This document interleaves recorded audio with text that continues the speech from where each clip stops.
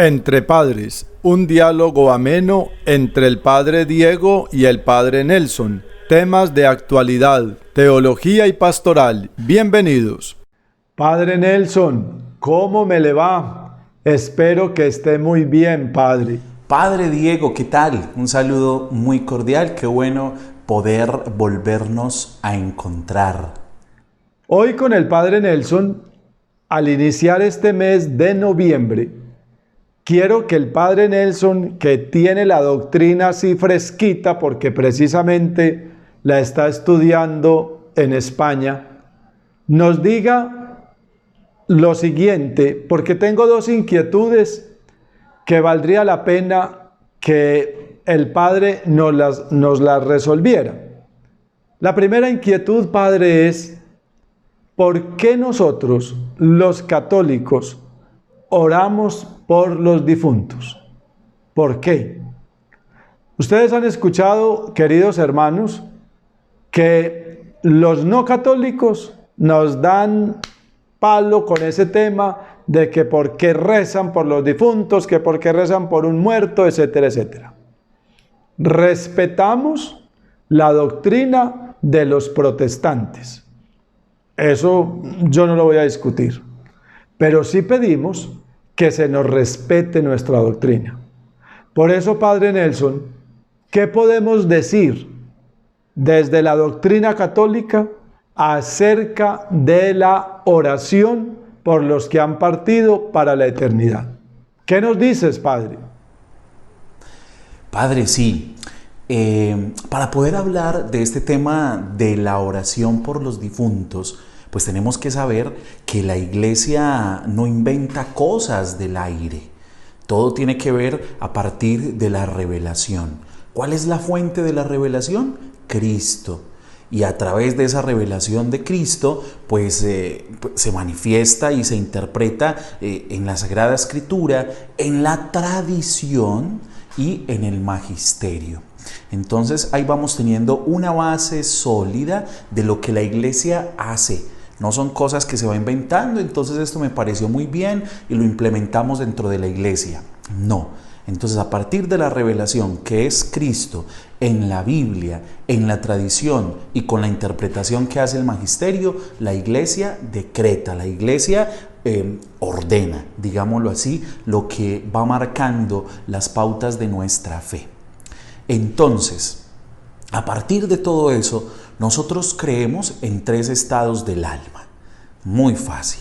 El cielo, la iglesia triunfante, el purgatorio, que es ahí donde están las almas que van purificando sus pecados y que yo creo que todos tenemos que pasar por el purgatorio, y el infierno, que es aquellos que se condenan al no arrepentirse de sus pecados. A partir de estos tres estados del alma surge la oración por los difuntos. No oramos por los que están en el cielo, porque ya están en la presencia del Señor. Tampoco podemos orar por los que ya se condenaron. Entonces oramos por aquellos que se encuentran en el purgatorio. No lo sabemos quiénes son, pero confiamos al Señor el alma de nuestros familiares, confiamos al Señor el alma de nuestros conocidos.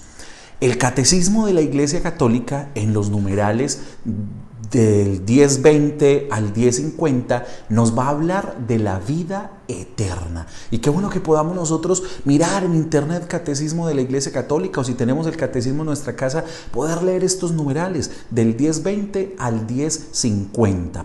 Y en el 1031 nos habla explícitamente del purgatorio, y ya en el 1032 nos habla entonces de la práctica de oración por los difuntos, y se basa en la Sagrada Escritura, allí en Macabeos, cuando Judas Macabeo pues hace una invitación a orar por los que han muerto. Dice, hacer este sacrificio expiatorio en favor de los muertos para que queden libres de sus pecados. Y podemos encontrar esto en segunda de Macabeos 12:46.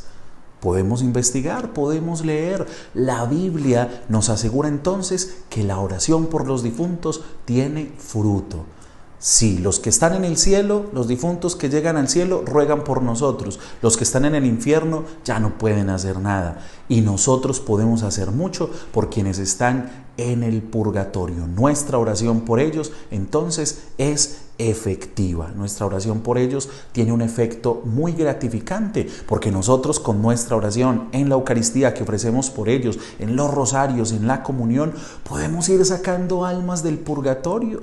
Y ese es el regalo que nos da el Señor. Muchos hermanos protestantes podrán decir, es que la palabra purgatorio no existe en la Biblia. Hay muchas palabras que no existen en la Biblia. Por ejemplo, encarnación, y todos creemos en la encarnación, aun nuestros hermanos protestantes. Estoy hablando de los protestantes que están bien argumentados teológicamente, porque hay otros que lastimosamente se dejan confundir por sus pastores, pero bueno, eso no lo vamos a discutir. Entonces hay palabras que no están en la Escritura como tal, pero que se interpretan, se revelan, se van dando para enriquecer nuestra fe. Y una de estas palabras es el purgatorio, y nosotros entonces oramos por los difuntos que se encuentran en el purgatorio. Gracias, Padre. Padre, y ahorita viene una segunda pregunta. Padre, ¿hay que pagar plata por celebrar una misa? Le hago esa pregunta porque es una pregunta que ha generado alguna discordia o malestar en algunas personas. El Papa recientemente ha dicho que por la misa no se puede cobrar. Pero, Padre, ¿qué pudiéramos decir acerca de o la ofrenda o el estipendio, o si pagamos o no pagamos cuando vamos a la casa parroquial y le decimos al Padre que nos celebre una misa y que aplique la intención o por un difunto o por otra necesidad o por una acción de gracias? Padre, ahí le dejo esa papita caliente. ¿Usted qué nos diría?